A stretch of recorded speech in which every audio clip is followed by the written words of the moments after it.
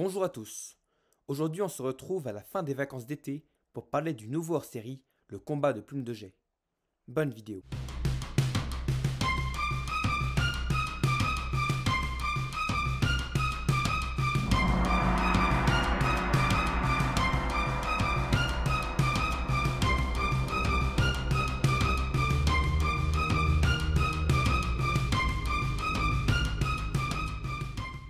J'espère déjà que vous avez passé de bonnes vacances et que vous êtes prêts et reposés pour la rentrée. Cette année, je serai moins présent sur la chaîne, mais j'ai enregistré quelques vidéos en avance qui ne sont pas des vidéos d'actualité et elles sortiront au cours de l'année. Merci aussi pour vos excellents retours sur le montage des loups-garous, ça va nous encourager à monter la deuxième partie. Merci beaucoup pour votre soutien. Je vais donc laisser à mes sœurs le soin d'entretenir la chaîne avec, je l'espère, la critique du 5e tome du cycle 5 dans peu de temps. Pour vous situer où j'en suis, j'ai lu tous les livres des cycles, mais il me manque les deux derniers hors-série, ce qui fait que le dernier hors-série que j'ai lu, c'est Le Voyage d'Aile de Faucon, il y a 3 ans, qui était assez sympa. J'avais donc assez peur d'un livre entier sur Plume de Jet, personnage qui a sombré dans l'oubli depuis son aventure avec Feuille de Lune. Pour faire court et sans spoiler, j'ai trouvé ce hors-série sympathique, où après des débuts poussifs, le livre devient de mieux en mieux, sans être un hors-série mémorable et nécessaire dans la chronologie. Le livre nous permet vraiment de plonger dans la psyché de Plume de Jet, de comprendre ses motivations, d'explorer mieux le personnage de Pelage de Brume, qu'on commençait aussi à oublier, et surtout de revenir au clan du vent pour la première fois depuis 6 ans avec la vengeance des étoiles filantes, mais cette fois-ci autour du lac. Cependant, je trouve que ce livre est un peu oubliable, avec de grosses facilités, et surtout qu'il arrive beaucoup trop tard, il aurait dû sortir après le cycle 4. J'aurais peut-être préféré avoir d'abord le hors-série sur Plume Grise, qui se passe pendant le cycle 7, pour pouvoir mieux enchaîner avec le prochain livre, Le Silence des Étoiles. Mais bon. Bref, ce livre n'est pas indispensable, mais il n'en reste pas moins un bon hors-série, simple et efficace, comme on les aime, qui nous permet de s'attacher à Plume de Jet. Avant de rentrer plus en détail, voilà les résultats du sondage qui sont assez surprenants. En effet, vous l'avez jugé meilleur que les deux derniers hors-série, et ce de assez loin, avec 65% d'incroyable comparé aux 37% de Cœur du Tigre et aux 45% de Poil d'écureuil. N'hésitez pas à me dire pourquoi vous avez jugé ce livre incroyable en commentaire, ça m'intéresse beaucoup. 27% dont moi l'ont trouvé sympa, tandis que 7% ont été déçus et 2% l'ont pas aimé. Les retours sont, comme vous l'avez compris, extrêmement positifs, alors que je m'attendais à un résultat plus mitigé. Merci aux plus de 60 personnes qui ont voté, et vous pouvez toujours le faire dans les posts de la chaîne. Maintenant, passons en partie spoiler. Le prologue qui s'ouvre sur les 3 amours de Plume de Jet donne le ton. Ce livre est une plongée dans l'esprit et surtout le cœur du guerrier du vent. Le livre nous apprend qu'il s'est éloigné de sa compagne et de son fils, mais qu'il souhaite changer. C'est ce dont traitera tout le livre, accepter ou non le changement et agir en conséquence. Toutes les péripéties ne sont au final que des prétextes pour permettre le changement de Plume de Jet. C'est ce que montre aussi le titre. Ça devait être à la base le jugement de Plume de Jet, pour mieux coller à la traduction française de trial, mais ils ont finalement décidé de remplacer jugement par combat, ce qui je trouve est une bonne idée.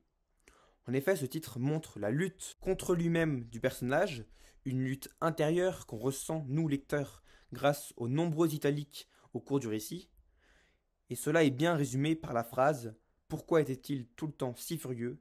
au début du livre, qui est le point de départ de Plume de Jet, qui va donc se combattre pour s'apaiser.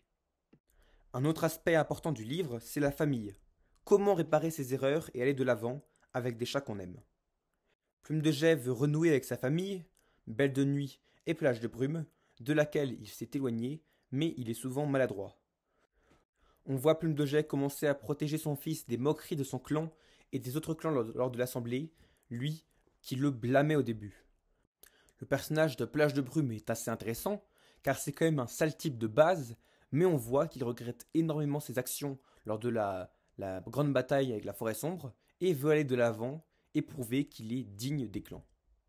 Après, je trouve qu'il change assez vite et devient presque attachant. Quant à Belle de Nuit, je trouve ça cool d'en apprendre plus sur elle, mais ça se voit à des kilomètres qu'elle n'est pas morte. Je l'ai noté sur mon carnet au chapitre où elle était portée disparue, et effectivement, c'était bien le cas. Et le voyage pour la retrouver n'est qu'un prétexte pour rapprocher Plume de Jais à son fils, mais passons. La menace principale du récit, les hermines blanches des tunnels, est dévoilée dans les toutes premières pages et ne sera vaincue qu'à la fin. Plume de Jais pourrait presque les remercier car sans elle, pas sûr qu'il aurait tenté de se rapprocher de sa famille. Je trouve la menace originale, mais peu sérieuse. C'est leur nombre qui fait leur force, elles ne font pas vraiment peur et n'auront tué personne au final. Étoile solitaire, l'ancien moustache, a aussi un rôle important dans ce livre, et c'est intéressant de le voir à un moment de sa vie où il devenait vieux et insupportable, ce qui nous donne un avant-goût du cycle 6. Il apparaît dans un premier temps comme conseiller, comme celui qui a la tâche de maintenir la paix et la cohésion du clan. Il demande donc au début à Plume de Jais de se rapprocher de son fils. Son côté sombre et grincheux prend le dessus lors de son affront avec Étoile de Ronce, où ça m'a fait de la peine pour le meneur du clan Étonnerre, et il ira jusqu'à envisager de rabattre les Hermines vers le clan Étonnerre, et mettra beaucoup de temps à accepter sa faiblesse pour demander de l'aide aux autres clans.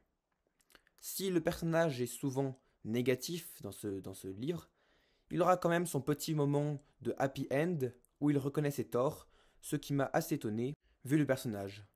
En tout cas, ses multiples affronts avec Plume de Jais auront rythmé le récit. D'ailleurs, parlons-en de Plume de Jais.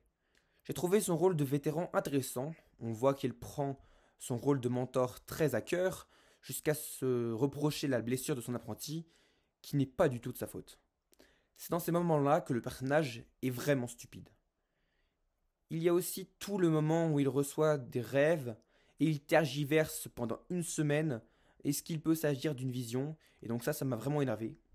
C'est assez embêtant à lire pour le lecteur et c'est surtout pour rallonger le livre qui aurait pu être beaucoup plus court. Comme je l'ai dit, son côté défiant et tête brûlée se voit beaucoup dans le livre, il n'obéit jamais. J'ai aussi trouvé sa relation avec ses fils du tonnerre et Feuille de Lune intéressante.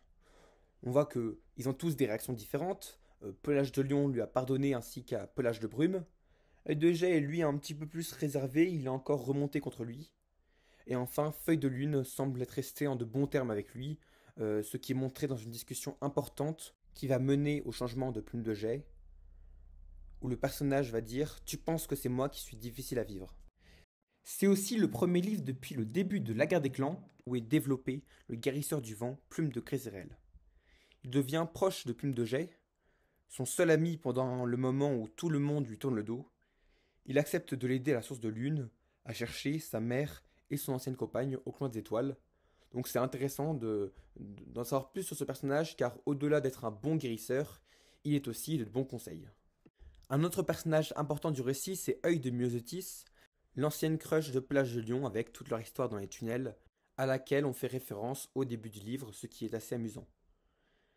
J'ai eu du mal à comprendre son soutien pour le détestable Pelage de Brume, elle avoue même qu'il n'est pas très commode, mais leur relation est assez mignonne, notamment quand Pelage de Brume, qu'on pensait assez arrogant, en parle de façon très douce à son père, et je trouve ça assez bizarre à la fin du livre qu'ils aient honte de s'aimer, enfin, je trouve ce passage un peu bizarre.